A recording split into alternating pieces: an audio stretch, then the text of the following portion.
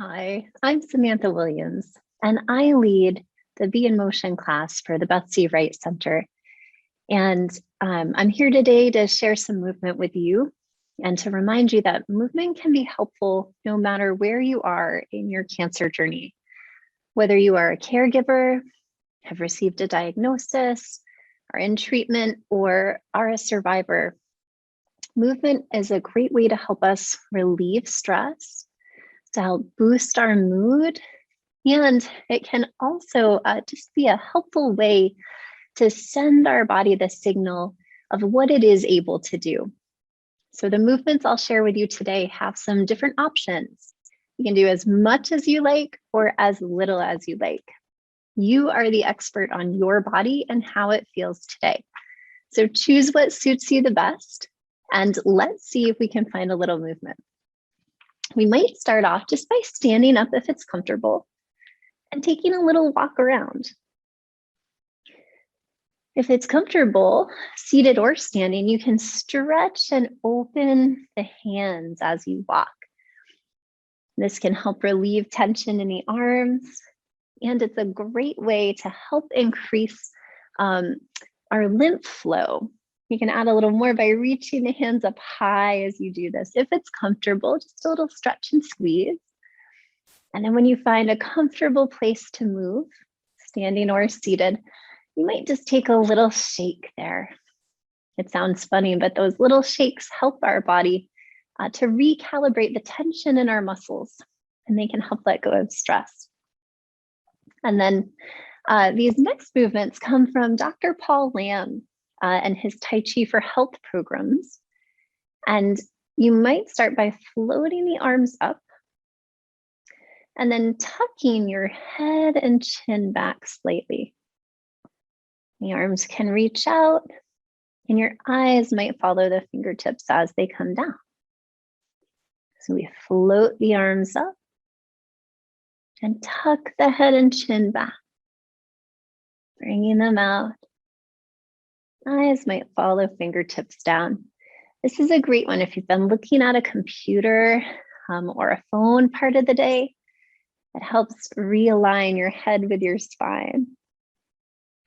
And then your palms might face each other as they float up. And we'll gently open one hand to the side, following it with the head and coming back towards center. We might only go maybe 70% of your range of motion. And we'll go back to side one, maybe 80% as far as is comfy. And then maybe that same 80% to side two. And we'll go one more each way. Maybe you start to explore your comfortable range of motion here. And it's always okay to take a break at any point when you need it. And then as we come back to center, we'll let the hands float down by the sides to give the shoulders gentle rolls. Shoulder rolls and shrugs can be a simple movement, but they're very powerful at relieving stress. And then reverse direction. You'll notice we're doing things 3 times each. That 3 times is enough to help tell your joints to start producing more synovial fluid. That's the good stuff that helps your joints slide and glide over each other. And then you might step your feet a little wider apart. Knees are soft. This is one of my favorite exercises.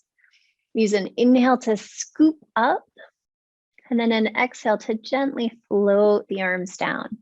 And you can think of gathering up all the good stuff that you need or that you'd like, and letting go of anything that no longer serves you. Maybe one more like this. And then imagine that you're holding a beach ball, an imaginary beach ball in front of the belly.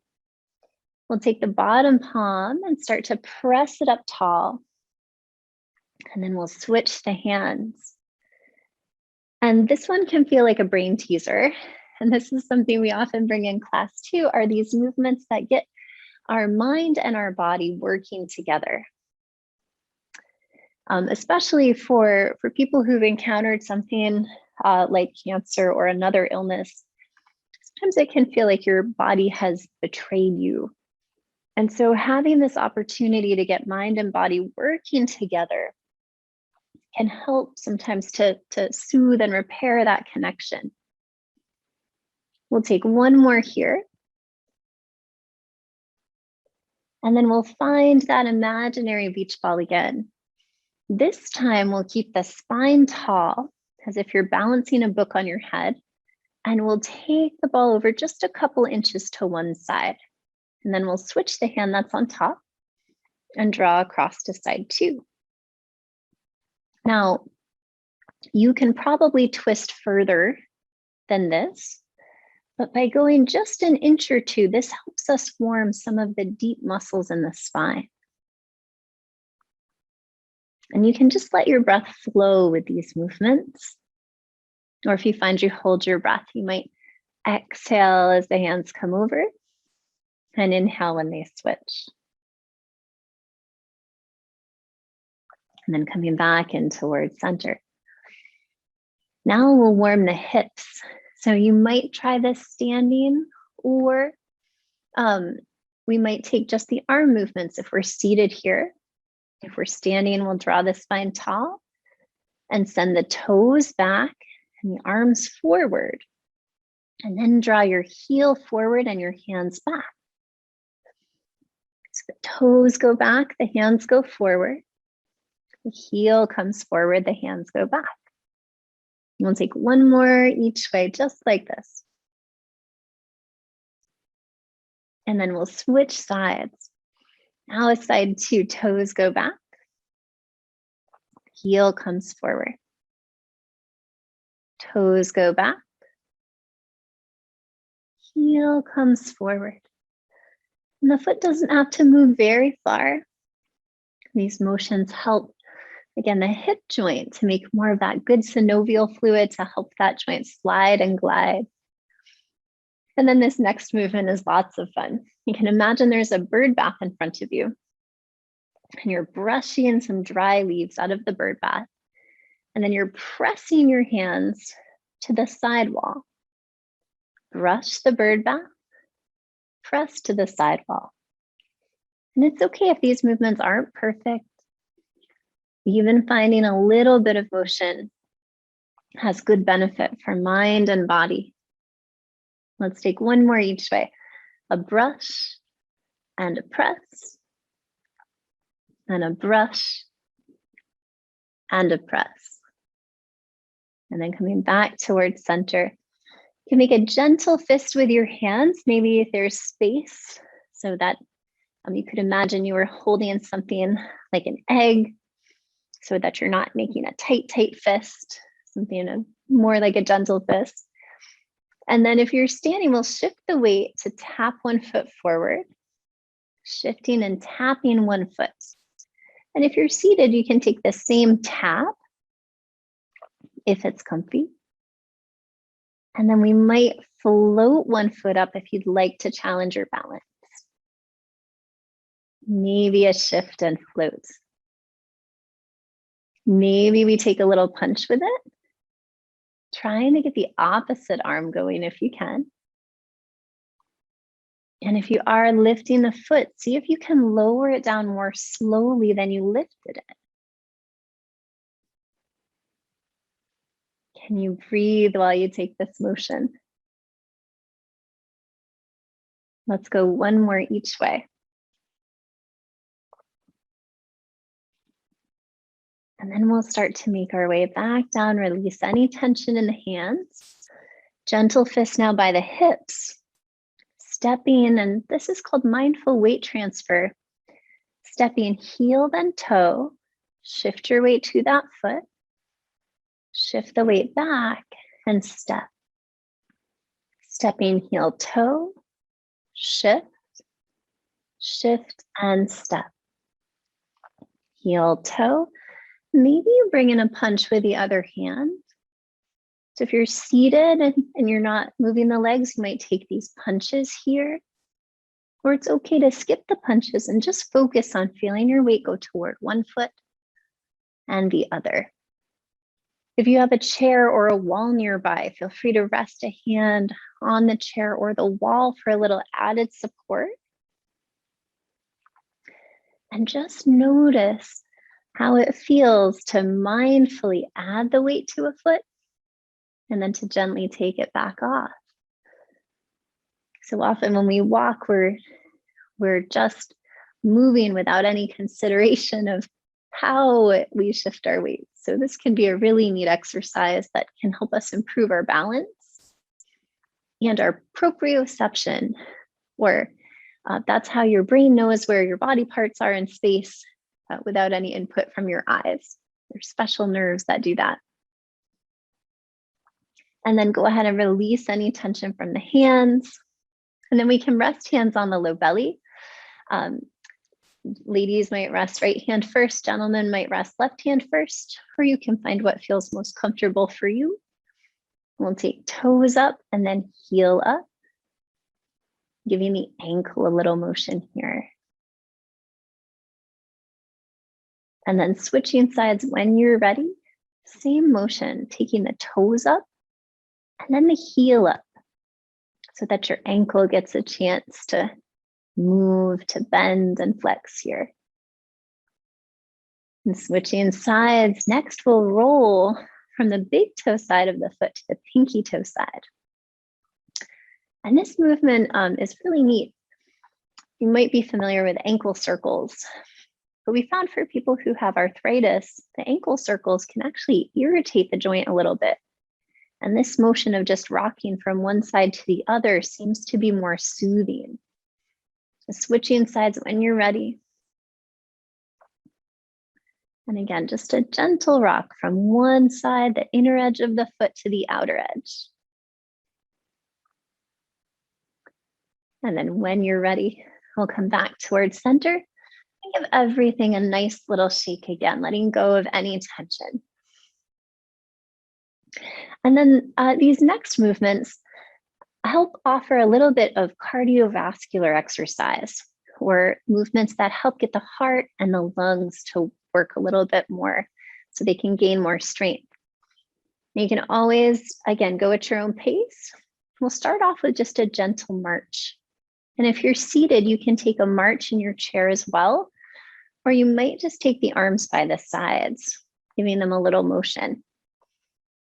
And then from here, if it's comfortable to swing the arms a little bit bigger, this is, again, really helpful for the lymphatic system. And if you've ever had a lymph node removed, these movements can help prevent the lymph from getting stagnant and stuck. It can help it move back through the body again. So swinging the arms is a way to do that if it's comfy. You can play with your march and start to take the knees up a little higher, seeing how high they could comfortably go. And your march can be really gentle and slow, or you might have a knee go very high, but your pace might be a little slow. Or maybe you don't go very high, but you go a little quicker. You can make your march your own. And that's our goal with exercise, is to find what suits you best and to help you make it your own so that it's comfortable and hopefully fun and enjoyable in the process. And then we might try taking a heel toward the hip. Now watch what your knee wants to do. Sometimes the knee tries to go forward when we do this. You want to think of letting the knee point toward the floor if possible, taking a heel toward the hip.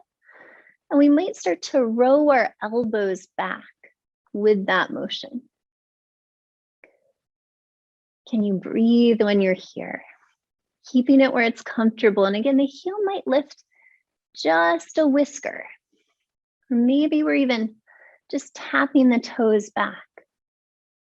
Or maybe that heel squeezes close to the hip. And if you'd like to test your balance, maybe a hand finds a wall or a chair. Maybe we try holding one heel up.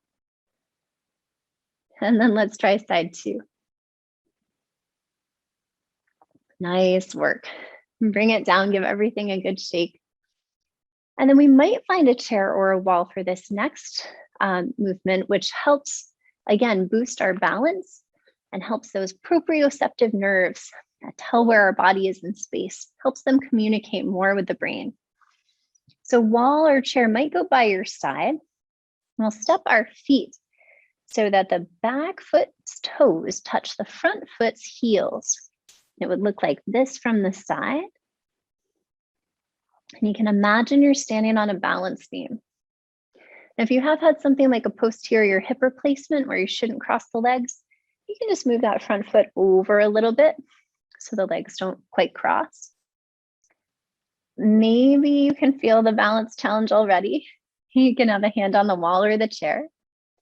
Or if it feels like you might be able to add a little more challenge, you can try resting your hand on top of the opposite shoulder.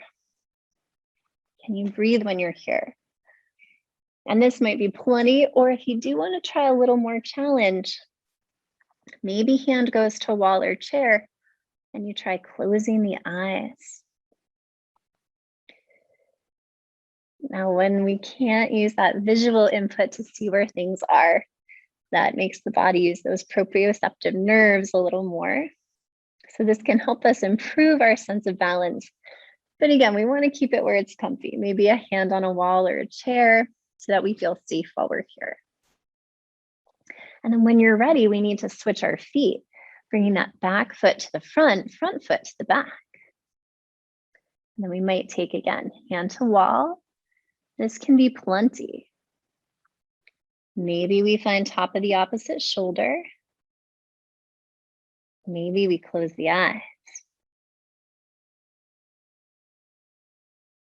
Hopefully we're able to breathe while we're here. And you can think of shifting the weight a little from front foot to back foot. That might help the body tune into that information coming from the feet. And then when you're ready, gently release. Go ahead and take a couple of steps. Give everything a little shrug.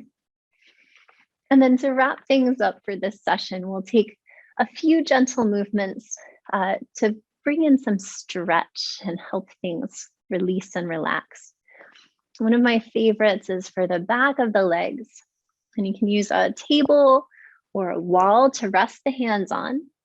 And then we step one foot back. We let the heel sink down. And you don't have to press hard into the wall, but while you're here, you can take the shoulders back from your ears. And just breathing and letting that back heel sink down. The calves often hold a lot of tension. And this is a nice way to offer them a chance to find a little length. And then we can switch sides, stepping the other foot back, anchoring the heel.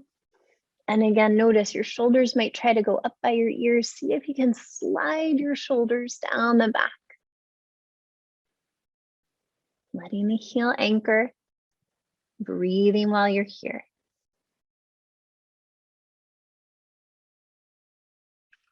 And then coming back up, you're welcome to take that again if you like.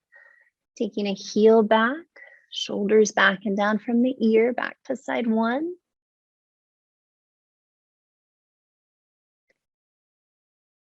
And then we might take that movement again on side two. Breathing while you're here, letting that heel anchor down.